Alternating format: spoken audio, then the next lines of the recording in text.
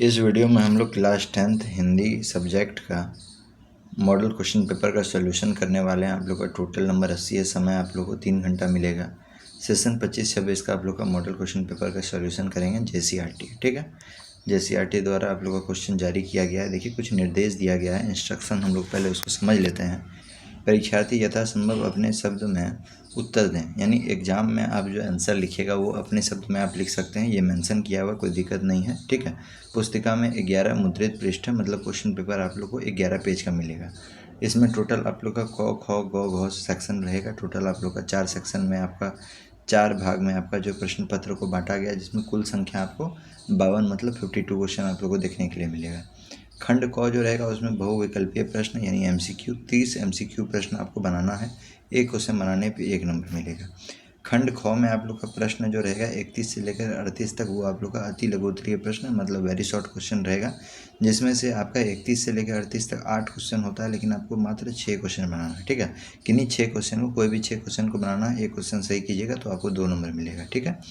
खंड ग में देख लीजिए आपका 39 से लेकर के 46 तक आप लोग का जो है फिर से आप लोग का 8 क्वेश्चन हो जाता है, जो लघु उत्तरीय प्रश्न मतलब शॉर्ट आंसर क्वेश्चन रहेगा, जिसमें से आपको कोई 6 को बनाना है। एक क्वेश्चन बनाने पे 3 नंबर मिलेगा, ठीक है। आगे देख लीजिए खंड घ में आपका बताया गया है 47 से लेकर 52 तक। यहाँ पे आप लोग का जो टोटल क्वेश्चन रहेगा वो 6 रहेगा, लेकिन आपको कोई 4 क्वेश्चन को बनाना है, ठीक है। किन्हीं 4 को बनाना है। एक क्वेश्चन बनाने पर आपको 5 नंबर मिलेगा, ठीक है। तो ये आपका इस तरह बटा हुआ था मार्क्स डिस्ट्रीब्यूशन। अब हम लोग देखिए खंड क में आ जाते हैं। यहाँ से आप लोग का देखिए आपका सबसे पहले एग्जाम में जो क्वेश्चन रहेगा हिंदी में वो गद्यांश रहेगा। आपको एग्जाम में भी जो क्वेश्चन पेपर दिया जाएगा बोर्ड एग्जाम में, जो आप 2026 में जो लिखिएगा, उसमें भी सबसे पहले क्या रहेगा, गद्यांश। मॉडल पेपर का मतलब होता है वो क्वेश्चन नहीं जो पूरा पूरी आप लोग का छप जाए। इसका मतलब यही होता है कि इसी पैटर्न पे एग्जाम दिया जाएगा, ठीक है। इसका यदि PDF चाहिए तो वीडियो के डिस्क्रिप्शन में व्हाट्सएप ग्रुप का लिंक है, टेलीग्राम ग्रुप का लिंक है, ज्वाइन कर दीजिए, वहाँ सेंड आपको कर देंगे, ठीक है। देखिए यहाँ पे लिखा हुआ है पुस्तकें मनुष्य की सबसे अच्छी मित्र होती है। पुस्तक जो है, किताब जो है, वो क्या होता है, बहुत अच्छा जो है मित्र मतलब दोस्त होता है किसका, मनुष्य का। बताया वे हमें ज्ञान, प्रेरणा, मनोरंजन प्रदान करती है। पुस्तक हमको ज्ञान देता है, प्रेरणा देता है, मनोरंजन प्रदान करता है। पढ़ने की आदत न केवल हमारी शब्द संपदा को बढ़ाता है, मतलब जो है शब्द मतलब वर्ड मीनिंग, जो आप जितना वर्ड हो सकते हैं उसको पता आप कीजिएगा, बल्कि हमारे सोच को भी गहराई देता है, मतलब आप सोचने का शक्ति को भी आपका बढ़ाता है।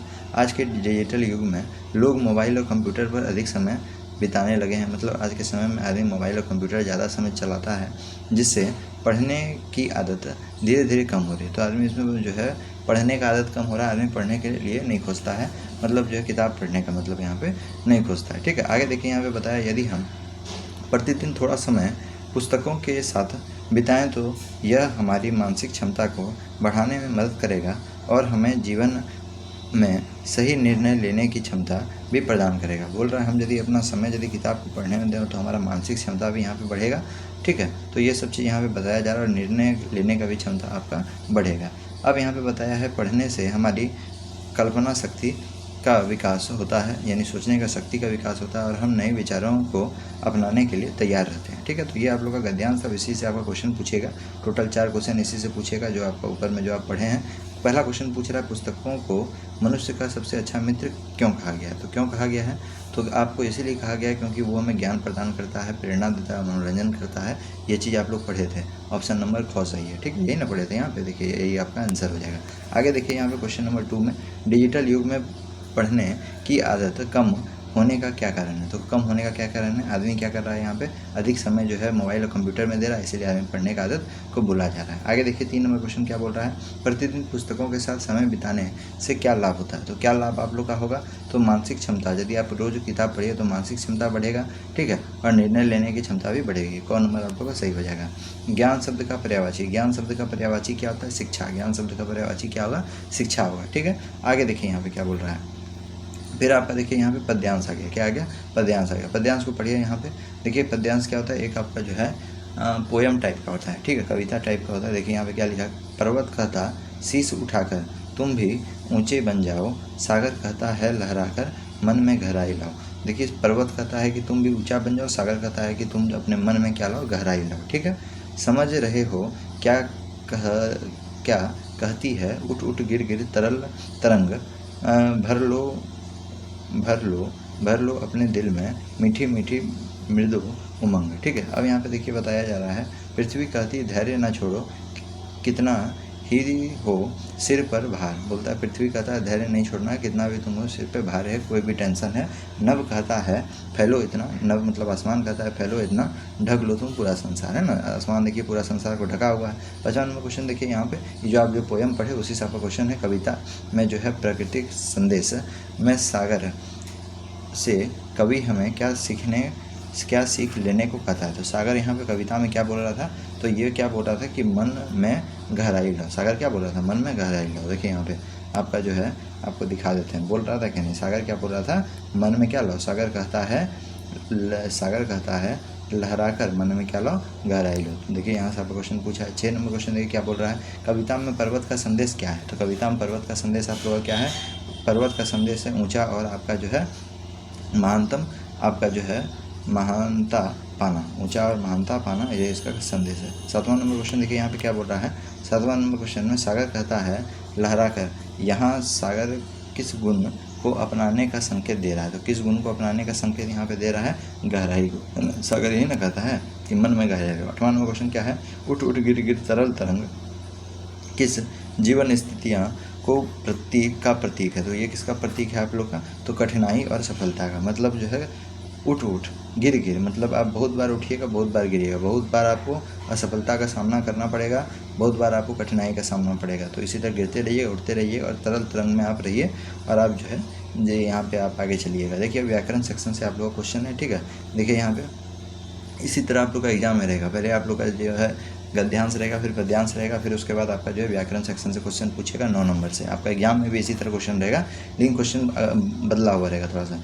यदि तुम मन लगाकर पढ़ोगे तो परीक्षा में अवश्य सफल होगे। परीक्षा में क्या होगा, अवश्य सफल, ये वाक्य है। तो ये वाक्य क्या है, देखिए अभी इसको पूरा स्पीड से, ये वाक्य को पूरा स्पीड से पढ़िए।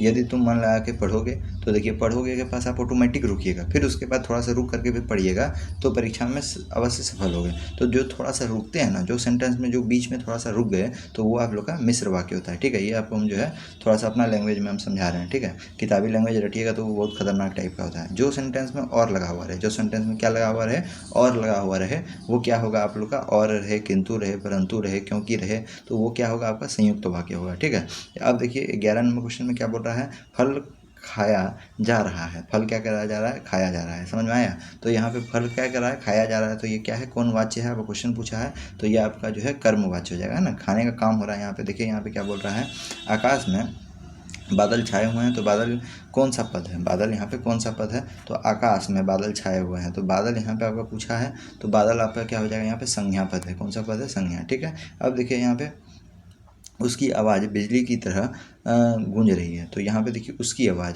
बिजली की तरह गूंज रही है। तो यहाँ पे देखिए तुलना किया जा रहा है, यहाँ क्या किया जा रहा है, तुलना किया जा रहा है। तो ये आपका क्या हो जाएगा, उत्प्रेक्ष हो जाएगा। ठीक है, ये उत्प्रेक्ष अलंकार हो जाएगा, ये तुलना करेगा, है ना, यानी आपका भाई आपसे ज़्यादा तेज है, तुलना कर रहा है, तो ये सब उत्प्रेक्ष हो जाएगा। ये सब ऐसा करके उत्प्रेक्ष हो जाता है। त्रिलोक किस प्रकार का समास है, देखिए जब भी नंबर आ जाए 3, 4, 8, 9, है ना, जैसे उदाहरण आ जाए, दशानन आ जाए, चौराहा आ जाए, ये सब यदि आ जाए आप लोग का, तो आपका ये आंसर क्या हो जाएगा आप लोग का, ये हो जाएगा आपका द्विगु समास। ठीक है, अब देखिए आगे से देखिए यहाँ पे क्या बोल रहा है, ईमेल लेखन किससे संबंधित है। क्वेश्चन नया है। ठीक है, पहले कभी इस तरह क्वेश्चन नहीं पूछता। तो आधुनिक संचार माध्यम, ईमेल से भी, ईमेल तो आपको पढ़ना पड़ेगा। देखिए ईमेल से भी क्वेश्चन दे रहा है। 16 नंबर देखिए क्या बोल रहा है, पढ़ाई जीवन को उज्ज्वल बनाती है। इसमें कौन सा अलंकार है, पढ़ाई जीवन को क्या बना रहा है, उज्ज्वल बना रहा है। तो इसमें कौन सा अलंकार है, मानवीकरण अलंकार, उत्प्रेक्ष अलंकार, श्लेष,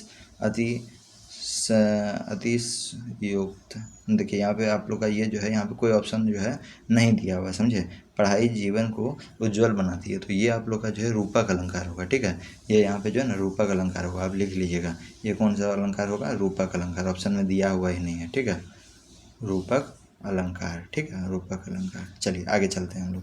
देखिए अब यहाँ पे जो है 16 नंबर तक आप लोग का रहेगा, फिर उसके बाद जो है आप लोग का जो है यहाँ से किताब से क्वेश्चन रहेगा। ठीक है, देखिए यहाँ पे फिर से आपका गद्यांश आ गया। हिंदी में पास करना कोई बड़ा जो है तीर मारने जैसा नहीं है। ठीक है, 2 बार गद्यांश दे रहा है, 2 बार आपका पद्यांश दे रहा है। व्याकरण का क्वेश्चन 3-4 को बनाइए लीजिएगा, है क्या नहीं, हो गया आपका, कोई इसमें ज़्यादा कोई टेंशन नहीं होता है। ठीक है, ज़्यादा दिमाग आप लोग को मैथ में लगाना है। ठीक है, ज़्यादा दिमाग आप लोग को जो है मैथ में, साइंस में और SST में। ठीक है, इंग्लिश आप लोग का हो जाएगा, इंग्लिश में भी इसी तरह रहता है। देखिए यहाँ पे और जो आप एडिशनल सब्जेक्ट लिए होंगे तो उसमें भी देखिए यहाँ पे क्या लिखा हुआ है, यूमथांग पहुँचने के लिए हमें रात भर आपका जो है लायुग में पड़ाव लेना पड़ा। फिर उसके बाद यहाँ पे लिखा हुआ, गगनचुंबी पहाड़ के तल से सांस लेते एक नन्ही सी शांत बस्ती लायूंगा।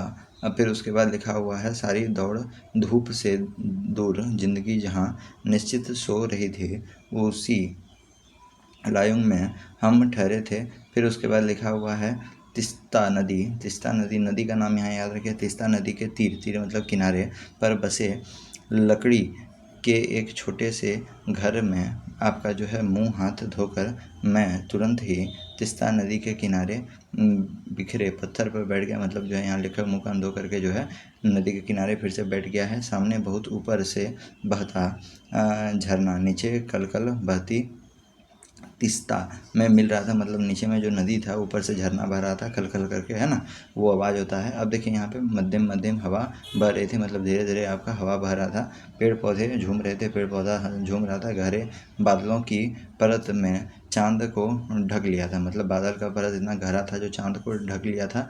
बाहर परिंदे और लोग अपने घर को लौट रहे थे, मतलब परिंदा और जितना लोग था सब शाम हो गया था तो घर आ रहा था।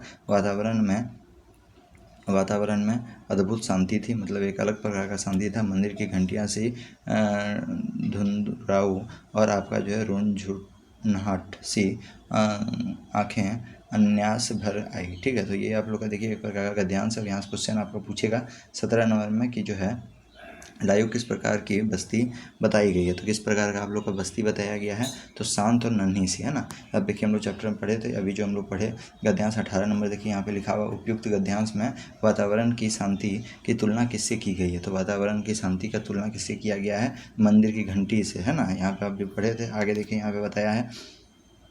फिर आप लोग का यहाँ पे देखिए पद्यांश आ गया है। ठीक है, देखिए पद्यांश कितना बार आ रहा है। दंतुरित मुस्कान से देखिए यहाँ पे क्वेश्चन है, तुम्हारी यह दंतुरित मुस्कान मृतकों में भी डाल दे जान, है ना। धूली धूसर तुम्हारे ये गात, है ना। मतलब आप लोग का क्या बताया है यहाँ, दंतुरित मुस्कान एक बच्चा का जो है, जब नया नया बच्चा का जब दांत आता है तो वो बहुत देखने में आप लोग का अच्छा लगता है ना। बताया जा रहा है मृतकों में भी डाल दे जान, मतलब जो मरा हुआ भी आदमी है उस पर भी जान डाल देगा, है ना, आपका ऐसा मुस्कान है। फिर उसके बाद यहाँ पे बताया है, धूली धूरत सी तुम्हारे ये गात, है ना। मतलब यहाँ पे बताया है कि तुम्हारे शरीर में जो है, देखिए बच्चा नीचे में लुढ़ते फुड़ते रहता है तो उसका शरीर में पूरा धूल लग जाता है ना, तो वही यहाँ पे बताया है, छोड़कर तालाब मेरे झोपड़ी में खिल रहे जल जात। मतलब जो कमल होता है, कमल को बच्चा से तुलना किया गया है। बच्चा को बोलता है कि तुम कमल है और तुम जो है मतलब तालाब में नहीं होकर के मेरे घर में तुम आए हो, है ना। यहाँ पे जो है परस पाकर तुम्हारे ही प्राण, मतलब तुम्हारे को देख करके जो है पिघल कर जल बन जाएगा कठिन पाषाण, मतलब पहाड़ जो है तुमको देख करके जल बन जाएगा, है ना। इस तरह के यहाँ पे संबंध बताया जा रहा है, बच्चा का संबंध दिखाया जा रहा है सबसे। अब यहाँ पे देखिए बताया है 19 नंबर क्वेश्चन में, ये सब तो आपका जो चैप्टर पढ़ा हुआ है, पढ़ा हुआ होगा तो आप तुरंत बता देंगे। देखिए मृतक में भी डाल दे जान का अर्थ क्या होता है, तो इसका अर्थ आप लोग का क्या होगा कि हताश और जो है निराश व्यक्ति के में खुशी ला देना, है ना। मतलब जो व्यक्ति जो है निराश है, जो व्यक्ति हताश है, क्या नहीं, जो व्यक्ति को जो है दिमाग काम नहीं कर रहा है, जो व्यक्ति पूरा गुस्सा में है, उसका भी जो है जीवन ठीक कर देगा। 20 नंबर क्वेश्चन क्या बोल रहा है, धूली दूसर तुम्हें ये गात, पंक्ति का गात का अर्थ क्या होता है, शरीर होता है। गात का अर्थ क्या होता है, शरीर होता है। ठीक है, आगे देखिए यहाँ पे क्या बताया गया है। आगे आपका क्वेश्चन जो है यहाँ पे देखिए बहुविकल्पीय यहाँ पे प्रश्न है जिसमें ऑप्शन दिया हुआ है। अब यहाँ से आपका चैप्टर से क्वेश्चन है, भोलानाथ किसको देख करके सिसकना भूल गया। तो किसको देख कर सिसकना भूल गया था, तो यहाँ पे खेल के साथियों को, है ना, जो खेल रहा था साथी उसको देख करके। ठीक है, उद्धव कृष्ण को कौन सा संदेश लेकर आए थे, तो उद्धव जो है कृष्ण के कौन सा संदेश लेकर के आया था, बताइए। पहला चैप्टर का ये आप लोग का योग संदेश, है ना, योग संदेश लेकर के आया था। 23 नंबर क्वेश्चन, राम लक्ष्मण परशुराम संवाद में किस रस का आप लोग का प्रमुखता है, तो किस रस का, वीर, है ना। ये सब वीर थे तो वीर रस का हो जाएगा। चलिए आगे देखते हैं यहाँ पे 24 नंबर क्वेश्चन क्या बोल रहा है, उत्साह कविता में कवि ने बादल की तुलना किससे की है। तो बादल की तुलना यहाँ पे जो है धरती से भी नहीं किया है, आकाश से भी नहीं, कवि से भी नहीं, इनमें से सभी सही हो जाएगा। 24 का घ सही हो जाएगा। ठीक है, अब देखिए यहाँ पे आगे देखिए तो किससे किया है। यदि आपको यहाँ पे देखिए, आपको बोले मॉडल पेपर में आपको डायरेक्ट जो है क्वेश्चन नहीं पूछेगा, यही क्वेश्चन सेम टू सेम नहीं दे देगा, और पूछेगा किससे किया है, और आपको एक ऑप्शन दे देगा यहाँ पे बच्चे के घुंघरेले बाल से, तो वही सही हो जाएगा। ठीक है, बच्चे के घुंघरेले बाल से जो है कवि तुलना किया, इसको याद रखिएगा।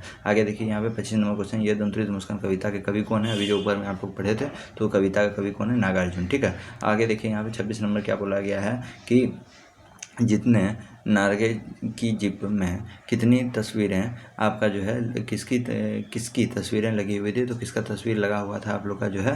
दलाई लामा का। ठीक है, अब देखिए यहाँ पे फसल किसका गुणधर्म है? तो फसल चैप्टर से आप लोग का क्वेश्चन है, ये आप लोग का मिट्टी का गुणधर्म है। ठीक है, आपको कविता पढ़ना पड़ेगा अच्छा पड़ेगा। संगतकार का अर्थ क्या होता है? संगतकार का अर्थ क्या होता है? कभी देखे होंगे म्यूजिक फंक्शन में कभी होता है तो उसमें देखिएगा एक मुख्य आदमी रहता है। ठीक है, जैसे सिंगर है वो गा रहा है, ठीक है, माइक से गा रहा है, क्या होता है अब गाते गाते अब उसको 2 घंटा 3 घंटा प्रोग्राम रहता है तो लगातार तो गाते नहीं ना रहेगा, तो कुछ समय के लिए रेस्ट में जाता है, तो उसमें जो है सेंटर उस समय जो स्टेज को कौन संभालता है? तो मुख्य गायक के साथ देने वाला गायक। ठीक है, तो आपका 28 का ख सही हो जाएगा। 29 नंबर क्वेश्चन देखिए क्या बोल रहा है? मनु भंडारी को हिंदी प्राध्यापिका का क्या नाम था? ठीक है, तो इसका क्या नाम था? वो आप लोग का शीला अग्रवाल था। ठीक है, देखिए 30 नंबर क्वेश्चन, हलदार साहब और चश्मे वाले में क्या समानता थी? तो ये दोनों में आप लोग का समानता बताना है। तो ये दोनों में आप लोग का दोनों क्या था? देशभक्त था। 30 ऑब्जेक्टिव यहाँ पे खत्म हो गया है। अगला वीडियो में आप लोग को सब्जेक्टिव करवा देंगे और ये चीज़ अपलोड आप लोग का और सब सब्जेक्ट का जो है अपलोड हो गया है, जा करके उसको अच्छा प्रकार से आप लोग देख लीजिए। ठीक है।